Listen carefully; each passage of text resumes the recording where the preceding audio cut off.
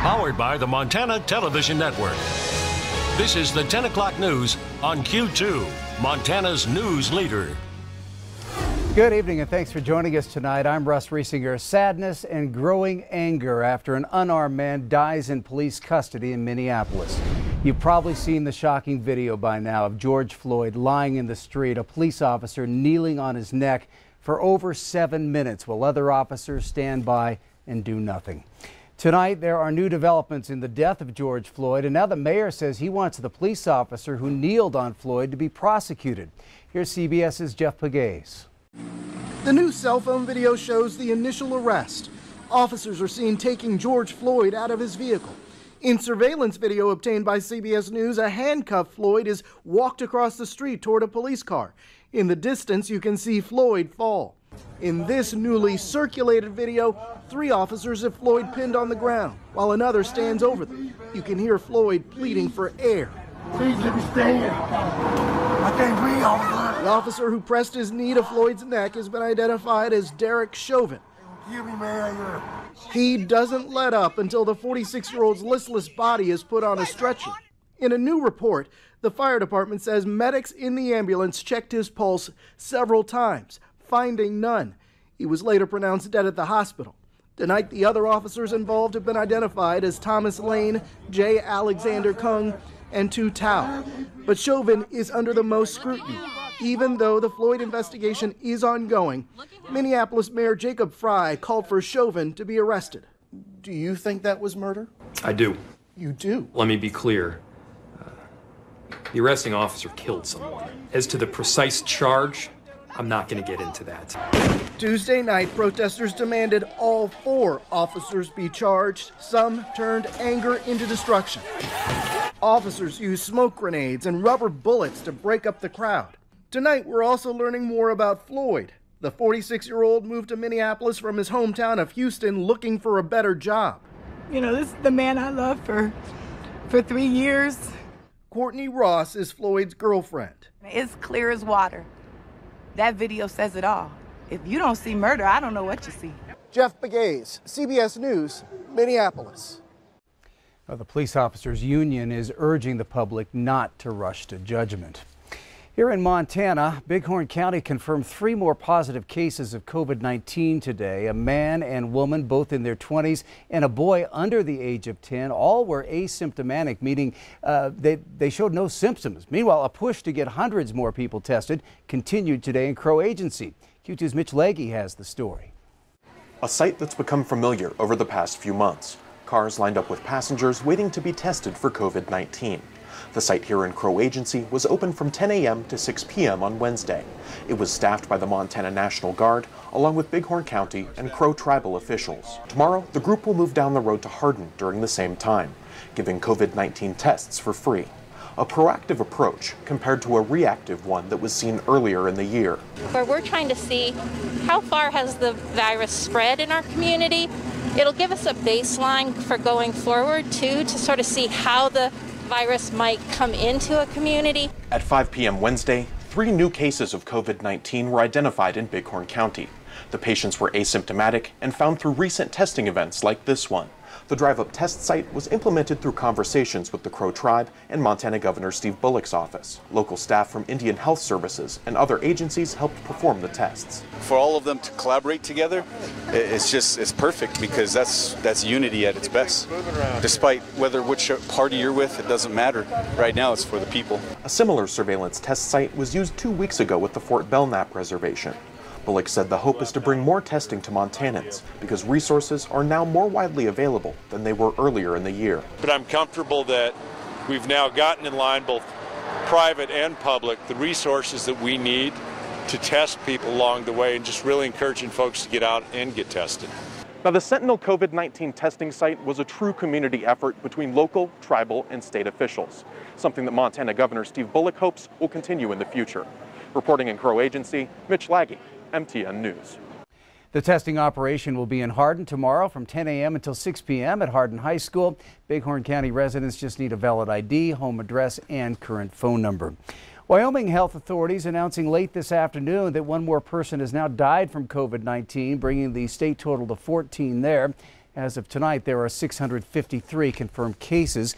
This as Wyoming Governor Mark Gordon delivered a mix of news to residents today. He says beginning on June 1st, the state will ease restrictions on public gatherings and allow outdoor events of up to 250. But he also announced the 6 biggest rodeos and celebrations in the state are now canceled. And Scott will have more on that coming up in sports.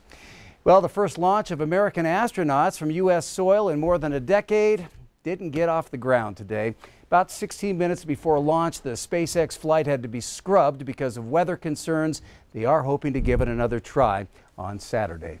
Chief Forecaster Bob McGuire joining us now for a first look at weather, and we're going to see that mercury start to climb as we head toward the weekend. They probably ought to launch that thing from Montana because we're going to have some pretty nice weather for us. It's going to be pretty hot this weekend, so it's been a while since we've seen this type of heat. Try September 16th of last year. It's been all over 6 months, so it's been a while. So here's some things to think about when you get real hot like that. First, you want to care about the waterways because high water and fast water and cold water will be moving in because all that high mountain snow above the 8,000-foot level is going to start melting, and it's going to start filling up our streams and creeks, and I think even our rivers. And I don't think we'll probably flood, but we are going to see them moving high and fast, and it's going to be pretty chilly.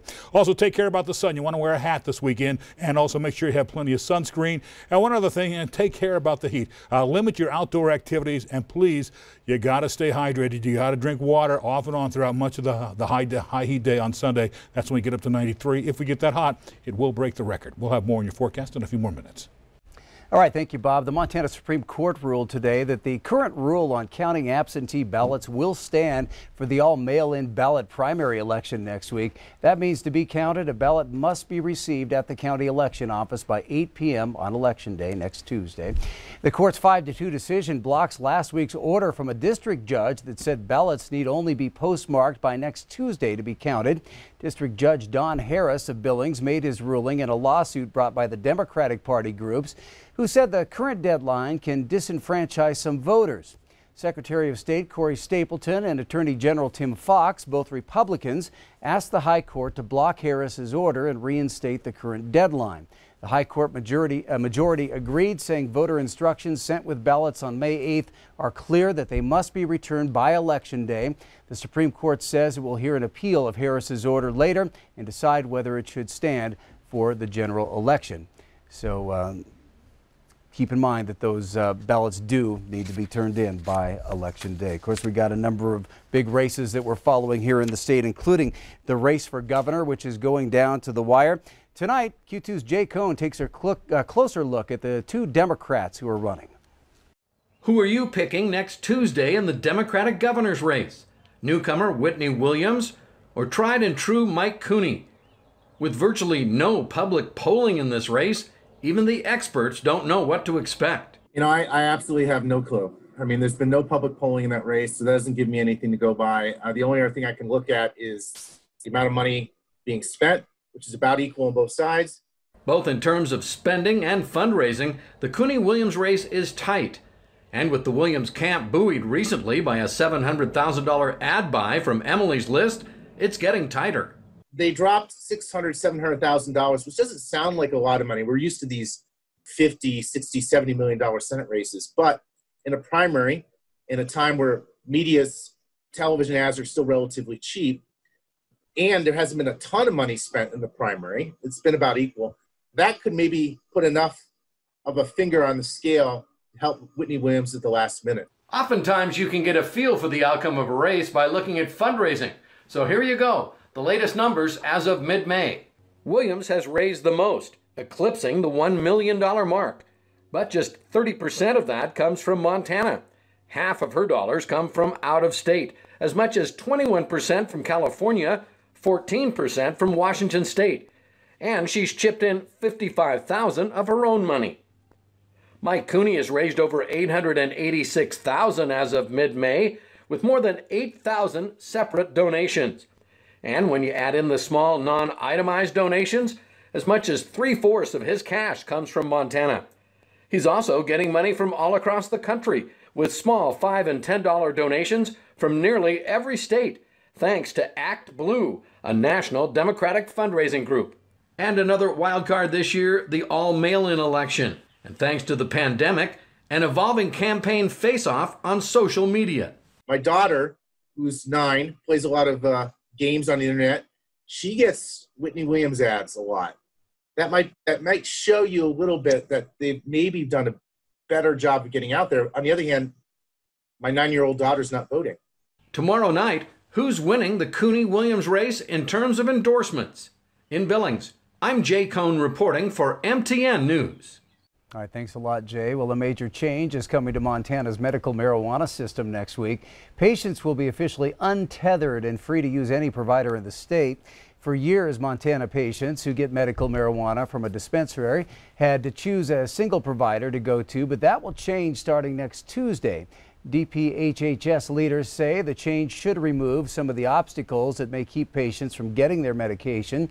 The new medical marijuana law sets daily and monthly purchase limits for cardholders, but because of the COVID-19 emergency, the state has temporarily suspended the daily limits so patients can make fewer trips and limit their exposure. Well, if you are signed up for jury duty in Yellowstone County because of COVID-19, you won't be serving your civic duty at the courthouse. Officials with Yellowstone County District Court say in light of the current pandemic, those serving jury duty will now be selected at Metro Park instead. The arena has a much larger space on the lower level to accommodate social distancing. Also, jury selection will be done in smaller groups. In all parties, including attorneys and prospective jurors, will be required to wear face masks. As you enter Metro Park, you'll likely get a temperature check, and the court will ensure that jurors stay 6 feet away during trials and deliberations. Ahead on Q2 News at 10, the crops have been planted, but will there be enough help for the harvest? Why that could be a concern in tonight's Montana Ag Report. Also, in these days of social distancing, drive-in theaters are making a comeback. We're going to meet a Montana high schooler who's building his own, and it's never too early to start talking about some football. Both the Cats and the Grizz getting lots of respect in the first preseason poll. That's coming up a little later in sports. You're watching MTN News with Janelle Slade and Russ Riesinger, Storm Tracker weather with Bob McGuire, and sports with Scott Breen. This is the 10 o'clock news on Q2, Montana's news leader.